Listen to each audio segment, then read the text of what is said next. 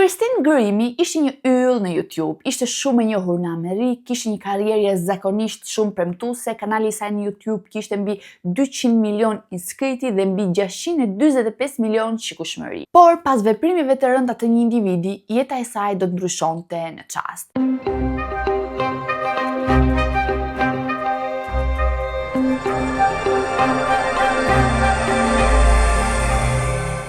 Përshëndetje gjithëve dhe mirë se erdhët në kanalin tim. Për gjithë ju që s'më njihni, unë jam Lori dhe si gjithmonë do të jem këtu me ju për t'ju treguar një histori të vërtet krimi. Nëse jeni të apasionuar pa historive true crime ose misterioze si puna ime, atëherë ju rekomandoj që të bëni një subscribe për të qenë gjithmonë të azhurnuar mbi videot e reja. Ju kujtoj që qëllimi i këtij kanali është informativ dhe jo gjykues ndaj personave që marrin pjesë në këtë histori. Ndodhemi në New Jersey dhe pikërisht këtu, më 12 mars të vitit 1994, lindi Christina Victoria Grimmie. Nëna e saj quhej Tina dhe punonte si recepcioniste, ndërsa nga ana tjetër babai i saj, Jason, punonte në një kompani në Shtetet e Bashkuara të Amerikës shumë të njohur, e cila quhej Verizon Communication, pra pak a shumë siç është Vodafone në Shqipëri. Christina kishte origjinë italiane dhe rumune dhe ishte rritur në Malton, një qytet në New Jersey. Bashkë me të rritte dhe vëllai i saj i madh Marcus, që të dy kishin një lidhje shumë të fortë vëllazërore. Ata zhvilluan këtë marrëdhënie për shkak të grindjeve familjare që kishin nisur kur Christine kishte qenë vetëm 1 vjeç. Gjatë fëmijërisë së Christine, rreth moshës 1 vjeç dhe eksaktësisht në vitin 1995, nënës së saj i diagnostikohet kancer i gjirit. Por me sa duket, ky kancer që u shfaq në atë vit u tërhoq shumë shpejt dhe me sa duket çdo gjë ishte në rregull.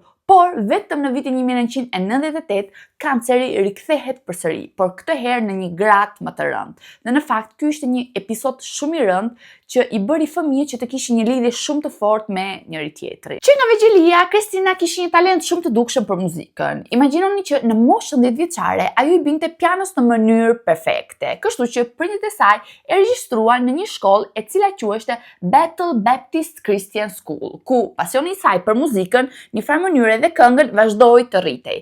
Fatmirësisht, prindërit e saj e mbështetin në aspirata dhe inkurajonin të ndiqte pasionin e saj. Ato pohuan se ajo do të bëjë një këngëtare e njohur ndërkombëtarisht. Por tashmë le të bëjmë një hap përpara dhe ndodhemi pikërisht në vitin 2009. Në vitin 2009, kur Christina ishte vetëm 15 vjeç, dhe pikërisht në këtë moment ajo hodhi videon e saj të parë në YouTube. Në fakt, deri më tani kishte bërë goxha video, por këtë video ja tregonte gjithmonë prindërve të saj, miqve të saj dhe asnjëherë nuk i kishte bërë publike. Dhe ishin pikërisht këto të fundit që e inkurajuan Christinën në një farë mënyre që ti publikonte këto video në YouTube, pasi ishte jashtëzakonisht shumë e zonja dhe mendonin që ishte një mënyrë e shkëlqyer për të bërë e njohur. Dhe pikërisht, më 17 korrik të vitit 2009, ajo poston videon e saj të parë në YouTube, të titulluar Unë që këndoj një këngë të Hannah Montanës. Por në fakt, Christine nuk e dinte se çfarë do të ndodhte me ngarkimin e kësaj videoje. Ajo nuk e kishte fare idenë që videoja e saj do të merrte jashtëzakonisht shikime. Ajo mendonte që videoja e saj do të shikohej vetëm nga personat e saj të afërm, pra vetëm nga personat e saj të njohur. Nuk e kishte idenë që dhe personat të tjerë do të shikonin videon e saj. Nuk e kishte idenë që dhe personat e tjerë e pëlqenin zërin e saj. Dhe në një farë mënyre ky hap i vogël do ta çonte atë drejt një skene të madhe. Vetëm disa orë pas publikimit, videoja e saj mori 10 mijëra shikime që në atë kohë ishin vërtet shumë. Imagjinoni që çdo ditë merrte komente të reja. Kishte vetëm komente pozitive, komente inkurajuese dhe imagjinoni për Christinën kjo gjë ishte shumë e rëndësishme sepse duke lexuar këto komente ajo ndihej e inkurajuar dhe vendosi të vazhdonte të publikonte videot e saj në YouTube. Në videon e tretë të titulluar Unë që këndoj Party in USA gjithçka ndryshoi. Videoja u bë virale brenda pak orësh dhe ngarkimi mori miliona shikime dhe mijëra inskriti të reja. Christina tashmë ishte shumë e vlerësuar nga bashkëmoshatarët e saj në shkollë, por me shpërthimin e asaj videoje, ajo u konsiderua thuajse një personazh i famshëm, u bë jashtëzakonisht popullore në një kohë shumë të shkurtër. Megjithatë, kjo gjë nuk e solli vetëm anë pozitive, sepse tashmë komentet që merrte vajza në videot e saj nuk ishin komente nga mijëra persona, por ishin nga qindra mijëra persona. Dhe normale, vajza shkoi jashtëzakonisht shumë virale dhe siç e dim gjithmonë, kur një video shkon virale, ka dhe komente negative. Dhe në fakt, komentet negative që merrte vajza ishin rreth pamjes së saj fizike, ishin rreth personalitetit të saj, ishin rreth mënyrës se si këndonte vajza. Por në një farë mënyre Kristina nuk i merrte shumë parasysh këto komente, sepse e dinte që ato persona që komentonin në mënyrë negative ishin persona që nuk ishin mirë me veten e tyre, sepse në një farë mënyre nëse ty nuk të pëlqen një video, nuk të pëlqen një këngë, mund t'ja hapësh skip, mund ta kalosh, nuk ka nevojë që të rish aty të komentosh në mënyrë negative, sepse në farë mënyrë çfarë fitove? Asgjë. Por gjithsesi, le të vazhdojmë. Rreth kësaj periudhe, Kristina la shkollën dhe filloi që të studionte në shtëpi. Dhe kjo gjë e ndihmoi atë që të përqendrohej akoma më shumë në karrierën e saj muzikore. Dhe duhet thënë që gjatë këtyre viteve, karriera e saj, fama e saj u rriti jashtëzakonisht shumë. Ajo realizoi një nga videot e saj më të shikuara së bashku me dy youtuber tashmë të famshëm, Kurt Hugo Schneider dhe Sam Tsui. Është një video që ka arritur mbi 200 milion shikime. Në vitin 2011, karriera e saj ishte duke avancuar jashtëzakonisht shumë, sepse tashmë kishte arritur mbi gjysmë milion inskriti në YouTube.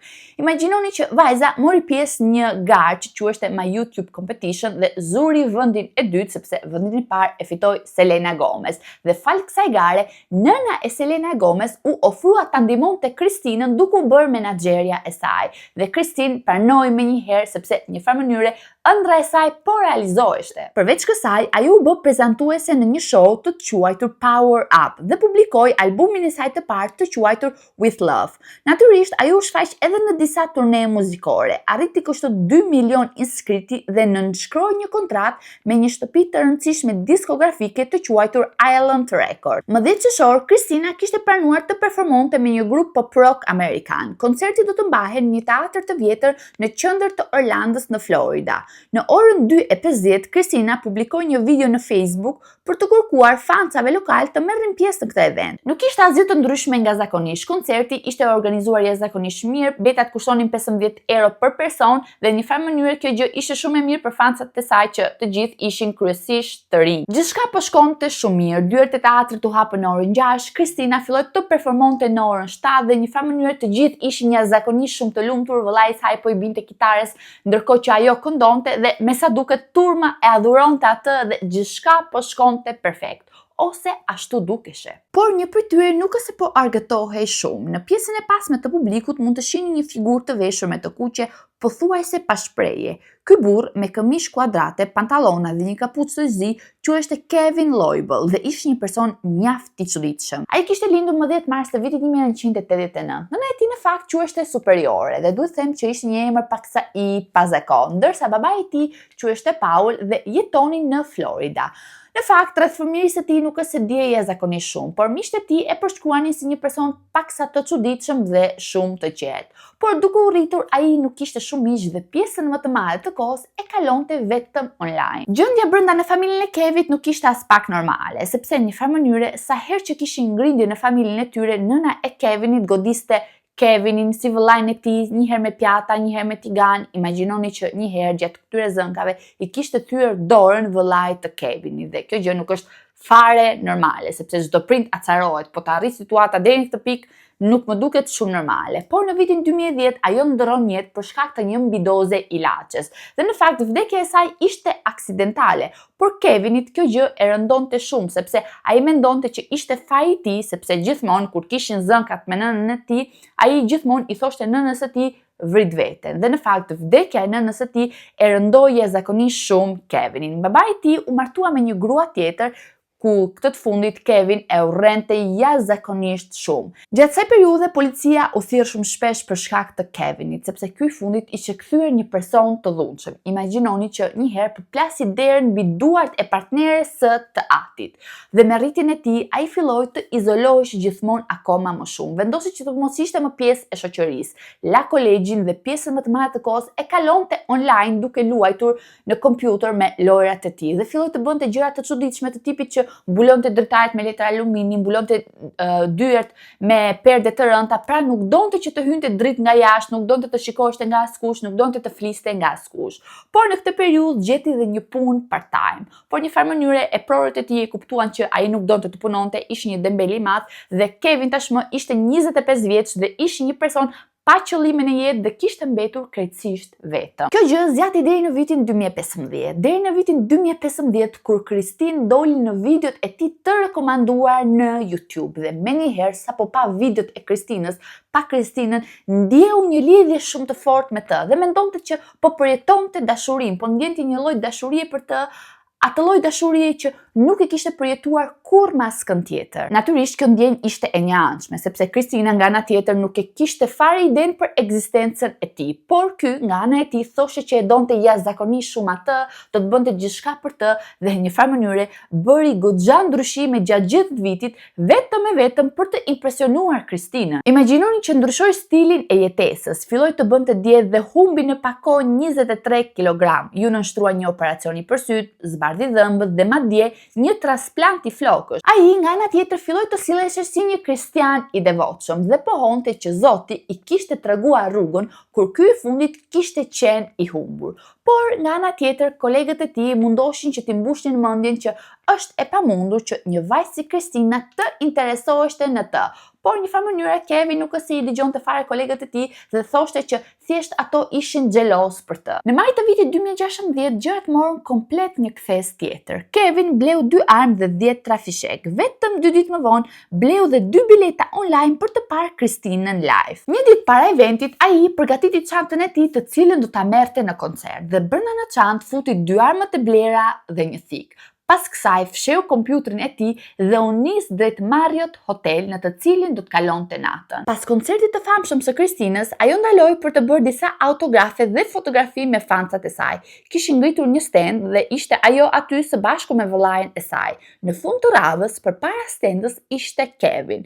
Në fakt, vëllai i Kristinës e pa menjëherë dhe mendoi që ishte e çuditshme që të shihej një burr të rritur në mes të rinjve. Minutat po kalonin derisa i erdhi radha Kevinit. Kevin ishte aty përpara Kristinës dhe mbeti i ngrirë, nuk mund të fliste asnjë fjalë. Kristina, duke parë karakterin e tij, duke parë këtë tension që ishte ngritur, në farë mënyre hapi krahët për ta përqafuar, sepse mendonte që djaloshi mund të ishte një person jashtëzakonisht shumë i turpshëm. Por në këtë moment Kevin, pa thënë as edhe një fjalë, nxori armën dhe qëlloi direkt. Paniku shpërtheu menjëherë. Fëmijët filluan të varronin me të katërta në një farë mënyrë për të shpëtuar jetët e tyre. Markus nga ana tjetër u përpoq ta ndalonte, por Kevin qëlloi edhe 2 herë të tjera mbi Kristinë. Në momentin kur Markus i mori armën Kevinit, ky i fundit nxori armën tjetër. Dhe Markus në atë moment mendoi që jeta e tij i kaloi përpara syve, sepse tashmë mendonte që ai ishte viktima e radhës. Por me armën që nxori, Kevin i dha fund jetës së tij. Ndihma u thirr menjëherë dhe mjekët erdhën brenda disa minutave dhe në një farë mënyre kur mjekët erdhën, Kristina ishte shumë e dobët, por ishte fatmirësisht gjallë.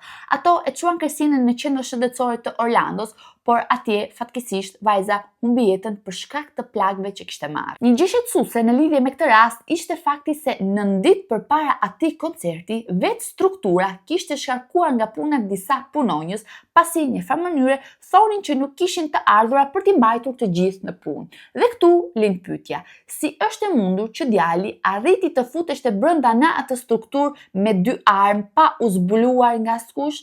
Përgjigja ishte se në atë strukturë nuk kishte metal detektor, pra në një farë mënyre nuk kishte se si të zbulonin që djaloshi kishte në çantë 2 armë dhe një thik. Por pas kësaj ngjarje që ndodhi, të gjithë u pajisën me metal detektor që në një farë mënyre të mos përsëritej prap. Por arsyeja sepse Kevin arriti të bënte diçka kaq mizore, arriti të bënte diçka kaq makabër, edhe sot e kësaj dite mbetet e paqartë. Disa thonë që ai u bë jashtëzakonisht shumë xheloz sepse Kristina mendohet që filloi që të dilte me një kolegun e saj. Dhe për këtë arsye ai vrau Kristinën dhe veten, sepse në farë mënyre nëse ai nuk e kishte Kristinën, askush tjetër nuk mund ta kishte. Dhe në këtë mënyrë mbyllet historia e Kristinës. Uroj që videot t'ju ketë pëlqyer, edhe pse normale është një video e keqe. Unë ju përshëndes dhe ne do shihemi në videon e radhës. Deri atëherë, ciao ciao!